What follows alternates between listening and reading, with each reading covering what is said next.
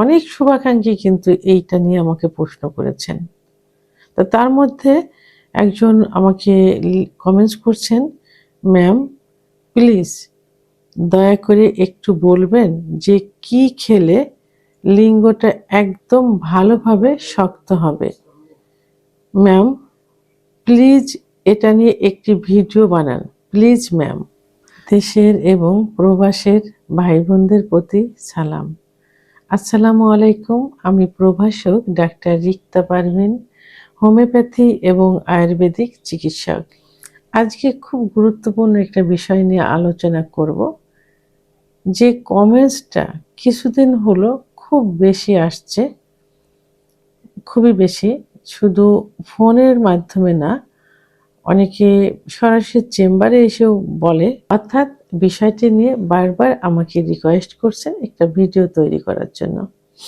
এটা শুধু একজন শুভাকাঙ্ক্ষী করেননি, অনেক কমেন্টস, অনেক চিকিৎসার জন্য ফোন এবং সরাসরি চেম্বারে এসেও তাদের মুখে তাদের ভাষা একটাই, কিভাবে লিঙ্গ শক্ত করব।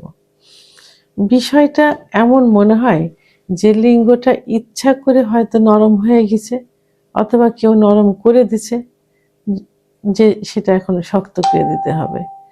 আসলে বিষয়টা অনেকেরই জানা থাকে না, অনেকেরই। তো এই জন্য হয়তো এইভাবে কমেন্টসটা করে। তা আমি ভাবলাম যে এটা এমনভাবে তাদেরকে বুঝিয়ে দেওয়া হবে, অন্তত যারা ভিডিওটা দেখবেন তারা বুঝতে পারবেন যে লিঙ্গ এমনিতেই নরম হয় না। নরম হওয়ার পিছনে বিভিন্ন কারণ রয়েছে। যেমন লিঙ্গ, বিশেষ লিঙ্গ যেটা নিয়ে কথা, সেটা হলো যে লিঙ্গটার ভিতরে কিন্তু কোনো হাড় নেই বা কোনো বোন নেই, আছে শুধু মাংস এবং রক্তনালী।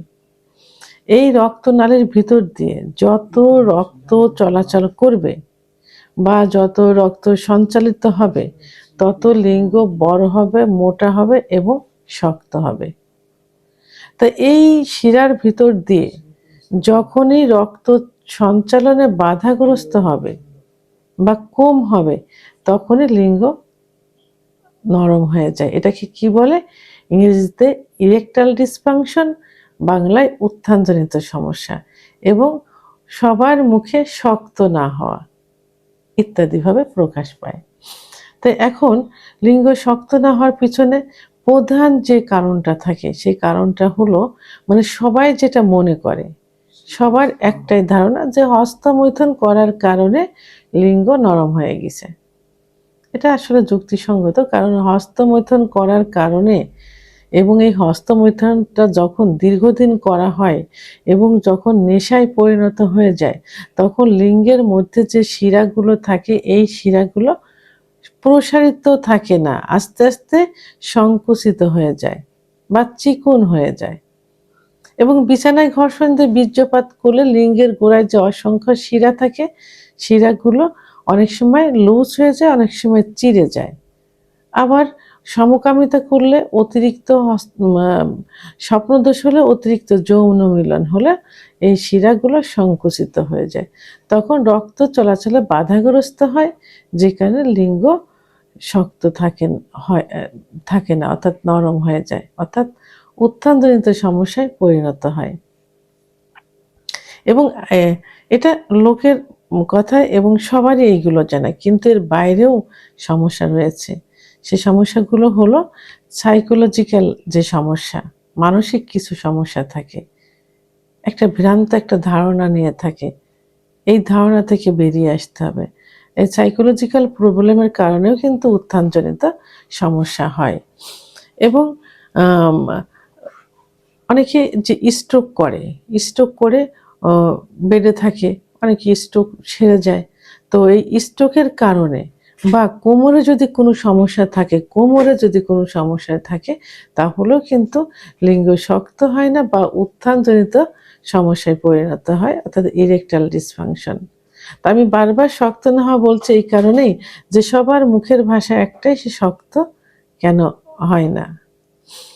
আবার অনেকের সময় দেখা যায় যে নিউরোলজিক্যাল কিছু প্রবলেম থাকে, সেই কারণেও কিন্তু উত্থানজনিত সমস্যা হয়ে যায়। আবার আন্ডারস্ট্যান্ডিং এর অভাব থাকে, অর্থাৎ স্বামী স্ত্রী পার্টনারের মাঝে অনেক সময় আম ভালোবাসার সম্পর্কটা খুব কমে যায়। আন্ডারস্ট্যান্ডিং সঠিকভাবে হয় না। এ ভালোবাসার বহিঃপ্রকাশ কিন্তু যৌন মিলন। সেই ভালোবাসাটা যখন ক্ষীণ হয়ে যায় এবং মজবুত থাকে না, তখন কিন্তু যৌন মিলনে সুখ আসে না, ইচ্ছা হয় না। ইচ্ছা যদি না হয় তাহলে উত্থান কি করে হবে? তাহলে মিসআন্ডারস্ট্যান্ডিংও কিন্তু আম আ শক্ত না হওয়ার পিছনে বা উত্থানজনিত সমস্যার প্রধান আরেকটা কারণ। আরেকটা কারণ হলো যে লিঙ্গের ভিতরে যে শিরাগুলো থাকে, এই শিরাগুলো অনেক সময় চর্বি জমে। চর্বি জমার কারণে ব্লাড সার্কুলেশন বাধাগ্রস্ত হয়। তখন উত্থানজনিত সমস্যা হয়। আরেকটা হলো যে পর্যাপ্ত পরিমাণে স্নায়ু উত্তেজনা যদি না হয়, পর্যাপ্ত পরিমাণে স্নায়বিক উত্তেজনা যদি না আসে, ইচ্ছা যদি না হয়, তাহলে লিঙ্গ শক্ত হবে কি করে? কোনরকম ইচ্ছা হলে তো আর প্রবল আকারে শক্ত হবে না। তাহলে স্নায়বিক উত্তেজনা আ জন্য চিকিৎসার প্রয়োজন। তো এখন যে কারণগুলো বললাম, এই কারণগুলোর জন্য কি করতে হবে? অবশ্যই একজন অভিজ্ঞ সম্পন্ন ডাক্তারের শরণাপন্ন হতে হবে। ডাক্তার কিছু পরীক্ষা-নিরীক্ষা দিবেন। পরীক্ষা-নিরীক্ষার মাধ্যমে সঠিক রোগ নির্ণয় করতে হবে যে কেন এটা শক্ত হচ্ছে না? উত্থানজনিত সমস্যা কেন হচ্ছে? নির্ণয় করে ওষুধ নির্বাচন করলে ইনশাআল্লাহ সেটা ঠিক হয়ে যাবে। অনেকে উম আ অন টাইম ট্যাবলেট খাচ্ছে। এই অন টাইম ট্যাবলেট এবং অনেক ডাক্তাররাও কিন্তু অন টাইম নিজেদের একটু নাম কামানোর জন্য সাময়িক রুগীকে ধরে রাখার জন্য তারা অন টাইম ওষুধ দেয়। এই অন টাইম ওষুধ কিন্তু সবথেকে বেশি ক্ষতি করে। প্রথমত হলো কিডনি ইফেক্ট করবে। দ্বিতীয়ত হলো একটা সময় অন টাইমে কাজ করবে না। তৃতীয়ত একটা সময় কোনো চিকিৎসাতেও কাজ হবে না। সেহেতু এমন একজন ডাক্তারের কাছে যেতে হবে, একজন অভিজ্ঞ সম্পন্ন রেজিস্টারকৃত ডাক্তারের কাছে যেতে হবে। পরীক্ষার মাধ্যমে সঠিক রোগ নির্ণয় করে চিকিৎসা দিতে হবে। যদি কোনো রোগ ধরা না পড়ে, সেক্ষেত্রে অনেক সময় অনেক থেরাপি আছে, ফিজিওথেরাপি আছে, সেগুলো অম নেওয়া যেতে পারে। আবার কিছু খাবার, অনেকে যেটা বলছে যে কি খাবার খেলে? আসলে এখানে তো খাবারের কোনো বিষয় না। এটা তো একটা সমস্যা। এটা তো ব্লাড সার্কুলেশন এর একটা সমস্যা। খাবার খেলে কি ব্লাড সার্কুলেশন সঠিক হয়ে যাবে? তবে তার জন্য অবশ্যই ডাক্তারের শরণাপন্ন হতে হবে। পাশাপাশি কিছু খাবার, যেমন খাঁটি দুধ খেতে হবে। অনেক সময় দুধের মাখন খাওয়া যেতে পারে এবং আম বীজ জাতীয় যে খাবারগুলো আছে, সেই বীজ জাতীয় খাবারগুলো যেমন কুমড়ার বীজ, এগুলো খেতে হবে। ঝিনুকের ভিতরের অংশ রান্না করেও খাওয়া যেতে পারে, কাঁচাও খাওয়া যেতে পারে। আর তরমুজ কিন্তু উত্থানজনিত সমস্যার জন্য খুব ভালো কাজ করে থাকে। ডিম, খেজুর, কাজু বাদাম, মধু, ঘি, অর্গানিক নারিকেল তেল এইগুলো খেতে হবে পাশাপাশি, চিকিৎসার পাশাপাশি। তবে অবশ্যই চিকিৎসার প্রয়োজন। চিকিৎসার বিকল্প কিছুই হতে পারে না। এরপর খাবারটা তো আসলে এটা নিত্যদিনের একটা রুটিন করে নেওয়া উচিত। খাবার খেলে শরীর, মন, এই ন্যাচারাল যে খাবারগুলো, শুধু সেক্সুয়াল না, সব ক্ষেত্রেই কিন্তু ভালো থাকা যায়। এজন্য খাবারের প্রাধান্যটা বেশি দিতে হবে।